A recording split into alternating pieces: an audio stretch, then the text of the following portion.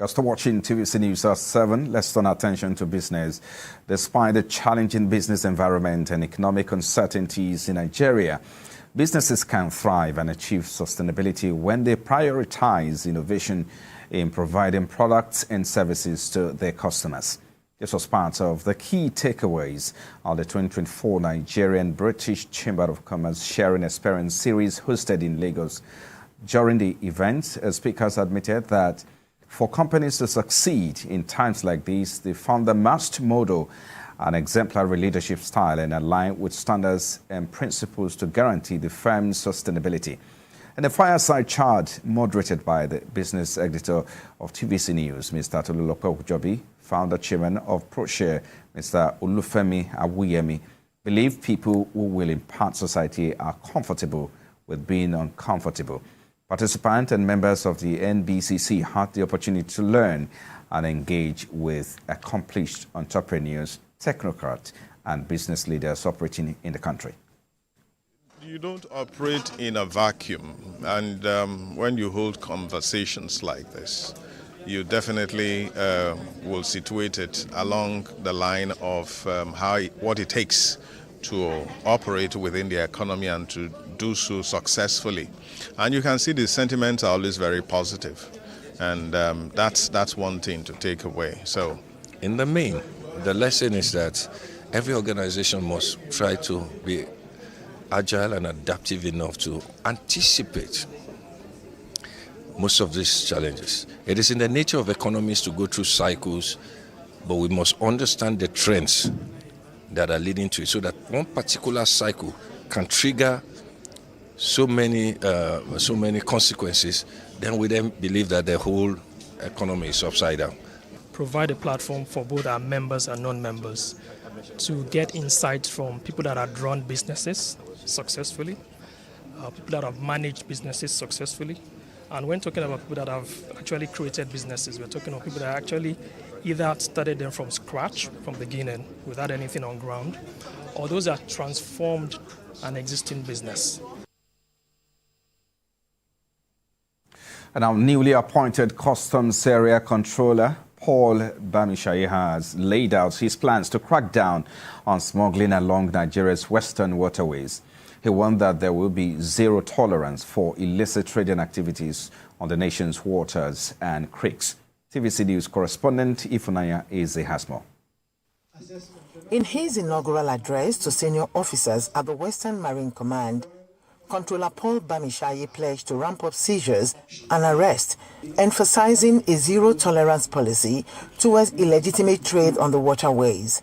He announced plans to outfit operational platforms with well-equipped boats to boost anti-smuggling efforts. Our core duty is the suppression of smuggling or smuggling activities. Checkmate the legal importation and exportation along the waterways and creeks. We see that we have many things going on in our country today. Some harmful things. We need to checkmate all this and make arrests. Furthermore, Comptroller Bamishaye stressed the importance of barge operators branding their vessels for proper identification and compliance. And we shall also insist that the barge operators brand their badges, because you don't move badges, they are not branded. But the moment they are branded, you will know the ones that are not compliant, and the appropriate measures can be met on them. He concluded by reaffirming the command's commitment to consolidation, collaboration, and innovation in combating illicit activities on Nigeria's waterways. Ifunanya Eze, TVC News, Lagos. And now a week of lower share prices closed in red as investors struggle to take monies out of their investment. Ifeon Akop has more in this report. The stock market looked downward after a long period of staying in green. The low trade seen in the market sectors this week crashed prices due to hot desire by investors to sell off holdings for cash.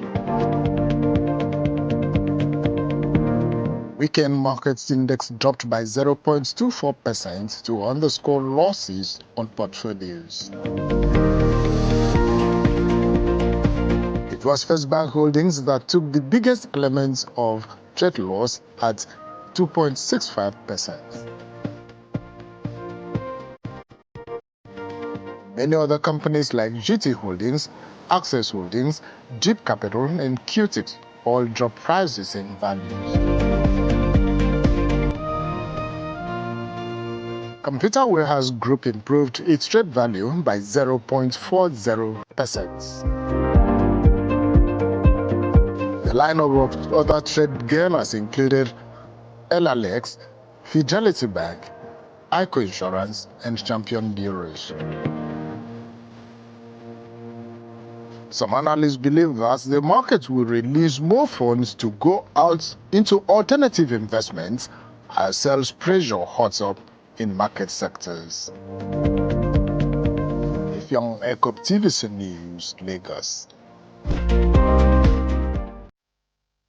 Let's take a look at the global equities trading now. Asian shares and bond yields sank earlier today while safe havens currencies gold and crude oil jumped after Israel attacked Iran in a continuing series of assaults that have increased concerns of a wider Middle East conflict.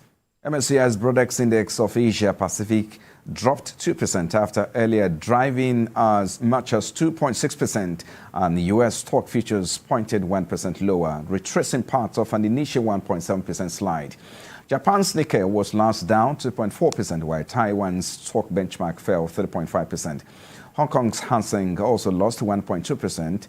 Equity markets were already heading lower before the Middle East headlines, as more robust U.S. economic data spurred additional Federal Reserve officials to signal no rush in lowering interest rates.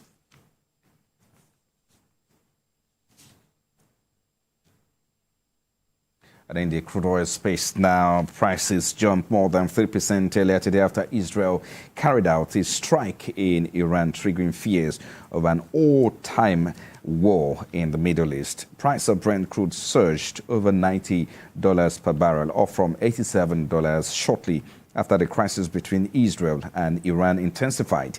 U.S. West Texas Intermediate crude rose to sell at $84.27 per barrel, with an upward price reveal of 1.86%. And Brent crude futures also experienced an upsurge of 1.68% to sell at $88.57 per barrel. And Bonnie Light recorded a price decline of 1.81%, selling at $88.73 per barrel. And for the OPEC basket, crude oil dealers are offering $89.64 per barrel, with a downward price margin of 0.6%.